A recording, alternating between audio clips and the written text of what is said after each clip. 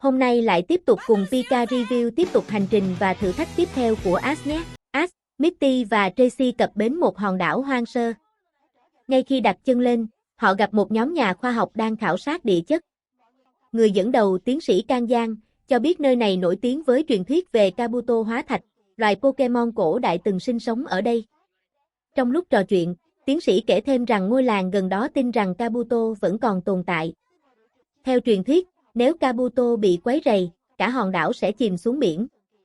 Ash nghe vậy thì mắt sáng rực tò mò, còn Mitty thì lạnh sống lưng, sợ. Xui xẻo dính luôn. Cả nhóm tham gia đoàn khảo sát, tiến vào những hang động sâu. Tracy phấn khích vẽ lại từng dấu vết hóa thạch trên tường. Mitty thì bám sát Ash, liên tục lo sợ có gì nhảy ra bất ngờ. Khi tiến sâu hơn, cả đoàn phát hiện những vỏ Kabuto hóa thạch gắn đầy trên vách đá. Chúng phát sáng dưới ánh trăng rọi qua khe núi, tạo ra khung cảnh huyền ảo. Tiến sĩ Can Giang vui mừng, tuyên bố đây là bằng chứng Kabuto từng tồn tại thật sự. Ngay lúc đó, Team Rocket xuất hiện, định cướp hết hóa thạch Kabuto mang về cho ông chủ. Jesse và James khoe máy khoan siêu cấp phá đá ầm ầm. Nhưng chính sự liều lĩnh ấy đã làm sụp lở toàn bộ hang động. Từ trong khe nứt, cả nhóm bàng hoàng khi nhìn thấy những Kabuto thật chứ không phải hóa thạch. Hàng trăm Kabuto sống dậy, mai sáng đỏ rực, bò khắp hang. Chúng tụ tập lại, dường như chuẩn bị rời khỏi nơi này. Mitty hét toáng, lời nguyền thành sự thật rồi. Kabuto ùn tiến ra biển, theo bản năng cổ xưa của chúng. Cả hòn đảo rung chuyển dữ dội, đúng như truyền thuyết. Ash, Mitty, Tracy cùng các nhà khoa học vội vàng chạy thoát thân. Team Kabuto tràn xuống biển, mặt đất bắt đầu sụp lở, và cả hòn đảo dần chìm xuống dưới sóng. Nhóm Ash may mắn kịp nhảy lên Lapras, thoát ra xa và ngoái nhìn, hòn đảo biến mất hoàn toàn, chỉ còn lại biển rộng. Kết thúc tập phim, tiến sĩ Can Giang buồn vì mất địa điểm khảo sát, nhưng cũng vui mừng vì chứng kiến sự thật, Kabuto vẫn còn tồn tại. Ash, Mitty và Tracy lại tiếp tục hành trình, lòng ngập tràn ấn tượng về truyền thuyết hóa ra là có thật. Ash, Mitty và Tracy lên đến trên Lapras thì thấy một hòn đảo náo nhiệt với băng rôn, âm nhạc tưng bừng. Khi cập bến, họ phát hiện nơi đây đang tổ chức một gánh xiếc Pokemon. Người dân tấp nập kéo đến xem, cả ba quyết định cũng ghé qua cho vui. Trong rạp xiếc, một nhóm huấn luyện viên Pokemon đang luyện tập cho buổi biểu diễn. Nổi bật nhất là hình ảnh Pikachu và Raichu cùng tham gia tiết mục. Pikachu thì rụt rè, còn Raichu trông mạnh mẽ nhưng lại tỏ ra sợ sân khấu. Chủ gánh xiếc, một cô gái tên Madonna, than phiền rằng Pokemon của mình không phối hợp được. Raichu quá căng thẳng, còn Pikachu thì nhút nhát, khiến buổi biểu diễn toàn gặp sự cố.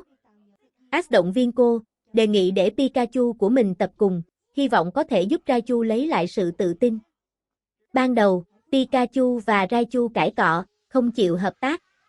Trong lúc đó, Team Rocket cũng lẻn vào rạp xiếc. Thấy Raichu và Pikachu cùng lúc, Jesse và James sáng mắt, một công đôi việc, bắt cả hai đem về thì ông chủ sẽ thưởng lớn. Ash, Mitty và Tracy lao đến ngăn cản. Nhưng Raichu đang hoảng loạn vì sợ, không dám phản kháng. Pikachu liền dũng cảm nhảy lên, dùng Thunderbolt phá lưới, rồi ra hiệu kéo Raichu cùng phản công. Cả hai đồng loạt tung đòn điện, tạo thành luồng sét đôi cực mạnh thổi bay Team Rocket lên trời xanh. Sau trận chiến, Raichu bỗng nhận ra sức mạnh thật sự không chỉ ở bản thân, mà ở tinh thần đồng đội. Nó mỉm cười và bắt tay Pikachu, cả hai chính thức thành bạn diễn ăn ý. Buổi biểu diễn tối hôm đó thành công rực rỡ. Pikachu và Raichu tung hứng, nhào lộn, phát tia điện lung linh như pháo hoa, khiến khán giả vỗ tay không ngớt. Madonna rơi nước mắt hạnh phúc, còn Ash tự hào vì Pikachu đã giúp một Pokemon khác vượt qua nỗi sợ. Nhóm Ash đang đi dọc bờ biển. Mitty tung Pokéball cho Psyduck ra để thư giãn, nhưng như thường lệ, nó lại lơ ngơ, đứng ì một chỗ và bị sóng đánh ngã nhào. Mitty phát cáu, đúng là đồ vô dụng. Ash và Tracy cười ngặt nghẽo vì cảnh quen thuộc này. Trong lúc cả nhóm nô đùa, Psyduck bất ngờ chạy loạng choạng và biến mất trong bụi rậm. Khi Mitty tìm thấy thì vô cùng sửng sốt, trước mặt cô không phải Psyduck, mà là Golduck hình dạng tiến hóa. Mitty cho rằng Psyduck của mình đã tiến hóa rồi, liền hét toáng vì phấn khích. Golduck mới này trông cực kỳ khỏe mạnh, bơi lội điêu luyện, tung đòn Sibem và Water Gun chính xác vô cùng. Misty lân lân hạnh phúc, cuối cùng mình cũng có một Pokemon nước thật sự mạnh mẽ rồi. Thấy Misty có Golduck, Marina lập tức thách đấu giao lưu. Misty đầy tự tin, cho Golduck ra sân. Trận đấu diễn ra vô cùng kịch tính, Golduck của Misty thi triển những chiêu thức mạnh mẽ, khiến Marina phải công nhận tài năng. Misty càng lúc càng tự hào, nghĩ mình sắp trở thành bậc thầy Pokemon nước. Nhưng khi Marina tò mò hỏi, cái Golduck của bạn tiến hóa từ khi nào, Misty mới nhận ra có gì đó sai. Tracy kiểm tra kỹ thì phát hiện ra sự thật, con Golduck này không phải của Misty, mà chỉ tình cờ xuất hiện gần Psyduck thôi. Nói cách khác, Psyduck thật vẫn ngu ngơ và chưa tiến hóa. Misty chết lặng, mặt tối sầm lại. Ash và Tracy thì cười nghi ngã, còn Marina cũng bật cười thông cảm. Cuối tập, Golduck khách mời ị vẫy chào rồi bơi đi xa. Misty bực mình mắng Psyduck, nhưng trong thâm tâm cô vẫn thấy chút nhẹ nhõm vì không thực sự mất đi Pokemon ngốc nghếch nhưng đáng yêu này. Ash, Misty và Tracy đang đi trên Lapras, tình cờ thấy một hòn đảo nhỏ. Trên bờ biển, họ bắt gặp một cô y tá voi nhưng không giống các voi khác thường thấy ở trung tâm Pokemon. Cô voi này mặc trang phục đơn giản và đang chăm sóc một siêu bị thương. Ash ngạc nhiên, ủa, voi mà không ở trung tâm Pokemon sao? Voi mỉm cười giải thích rằng cô là voi chuyên nghiên cứu và bảo tồn Pokemon biển, nên công việc chủ yếu là chữa trị cho những Pokemon ngoài đại dương. Misty nghe vậy thì mắt sáng rực, tỏ ra ngưỡng mộ. Cả nhóm giúp voi đưa siêu về trạm nghiên cứu nhỏ nằm ven biển. Ở đó có rất nhiều Pokemon nước được chăm sóc, Hose, Shellder, Staryu, thậm chí cả Dilgun. Tracy hào hứng phát họa liên tục, còn Misty thì reo lên, ở đây đúng là thiên đường Pokemon nước.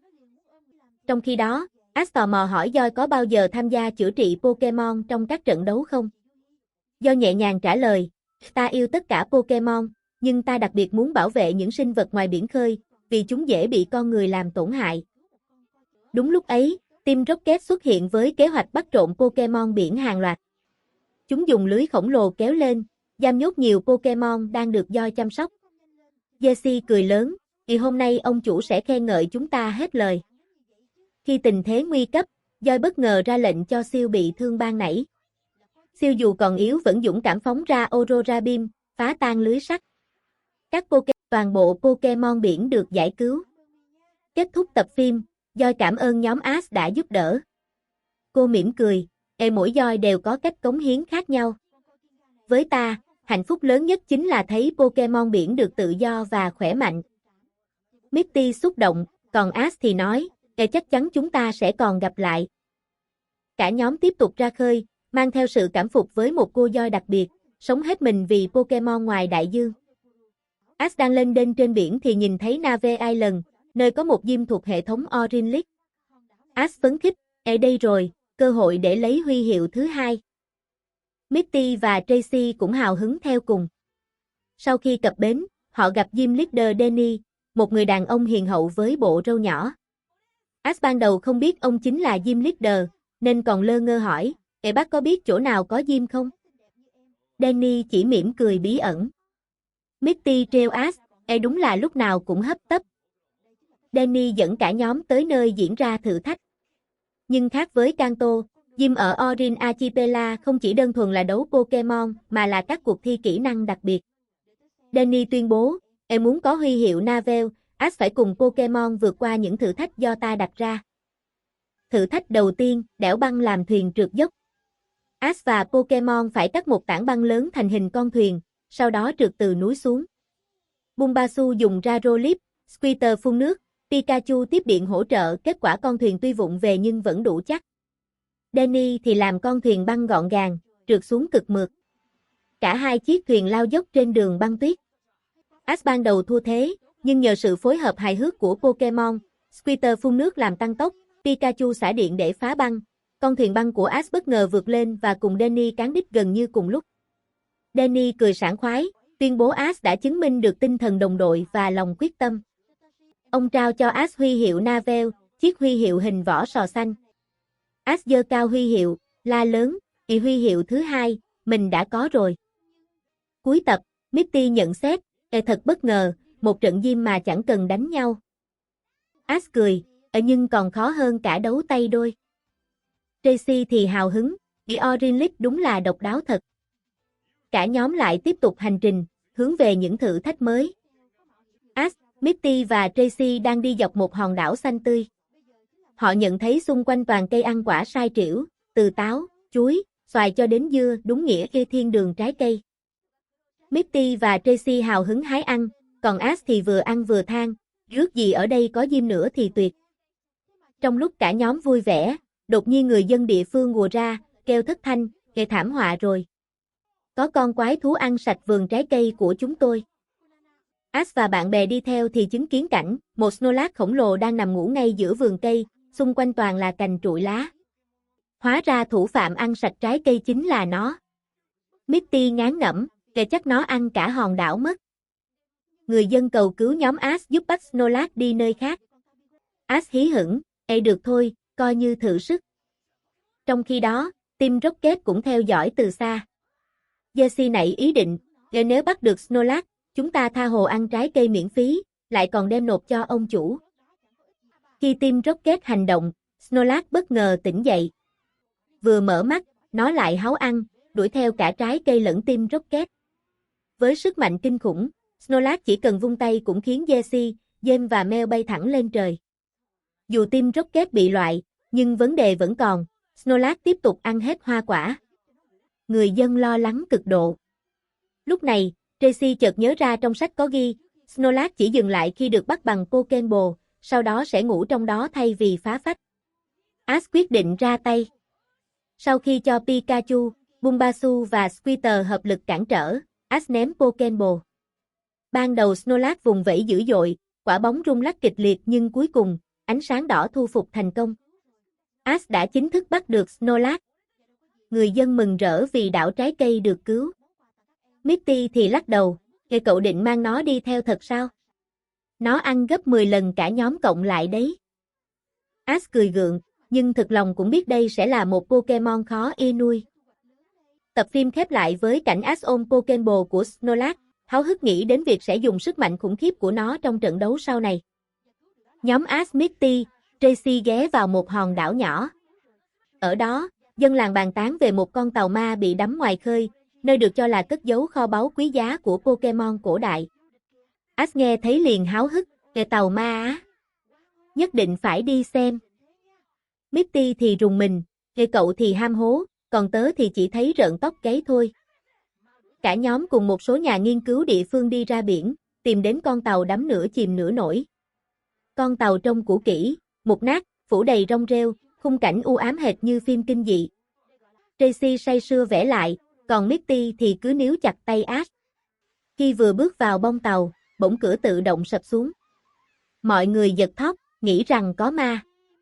Nhưng thật ra, đó là do Team Rocket lén bẫy, vì chúng cũng nghe tin kho báu Pokemon và muốn cướp về cho mình.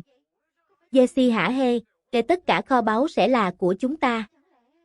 Trong lúc hỗn loạn, ánh sáng kỳ lạ phát ra từ dưới khoang. Cả nhóm đi theo và phát hiện một rương báu phát sáng. Mick, Gastly và Hunter thực chất chỉ đang bảo vệ nơi ở của chúng, không có ý làm hại. Nhưng Team Rocket lại liều mạng tấn công, khiến lũ ma nổi giận, tung ra Hinoshi và Nightshade, dọa Jessie, James, Mel chạy té khói, cuối cùng lại bị hất văng khỏi tàu đi lên trời xanh. Sau khi yên ổn, Gastly và Hunter quay lại nhìn Ash. Ash trấn an chúng, đừng lo, bọn mình sẽ không lấy kho báu, nơi này thuộc về các cậu. Tracy cũng đồng ý, nói rằng di tích Pokemon cổ nên được giữ nguyên để nghiên cứu chứ không nên bị phá hoại. Kết thúc tập, nhóm Ash rời con tàu trong bình yên. Mitty dù vẫn còn run, nhưng cũng thở phào, ít nhất là chúng ta còn sống sót. Ash, Mitty, Tracy cập bến một hòn đảo phủ đầy rừng rậm. Tracy vô cùng phấn khích, vì ở đây chắc chắn có nhiều Pokemon côn trùng quý hiếm. Anh lập tức cầm sổ vẽ lao vào tìm kiếm, còn Mitty thì tái mặt, đừng nói là lại có mấy con sâu bọ đáng sợ nhé. Đi được một đoạn, cả nhóm bất ngờ gặp một Steve già nua, đầy vết thương. Nó gục xuống trước mặt mọi người, đôi cánh rách nát.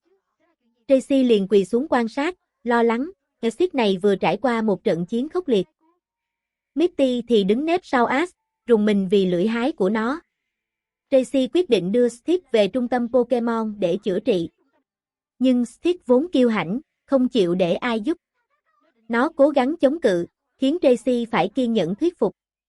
Ash cũng góp lời, Tracy thực sự quan tâm đến cậu, hãy tin cậu ấy đi. Cuối cùng, Steve chịu để họ đưa về. Trong khi đó, Team Rocket lại theo dõi từ xa. Jesse thì sáng mắt, nếu bắt được Steve, chúng ta sẽ có một Pokemon siêu mạnh trong đội. James và Mel gật gù, lập tức bày mưu. Ở trung tâm Pokemon, do cho biết Steve này từng là thủ lĩnh một bầy Steve, nhưng đã thua trong trận quyết đấu và bị buộc rời khỏi đàn. Đó là truyền thống của loài Steve, kẻ thua phải ra đi. Tracy nghe vậy càng đồng cảm, quyết tâm chăm sóc nó. Team Rocket bất ngờ ập vào, dùng lưới sắt bắt cả Steve lẫn Pikachu. Nhưng Tracy xông ra liều mạng bảo vệ Steve. Anh hét, mình sẽ không để các người làm hại nó đâu. Bị lay động bởi sự dũng cảm ấy, Steve vùng lên, phá tung lưới, tung ra đòn cắt chém cực mạnh khiến Team Rocket bay thẳng lên trời.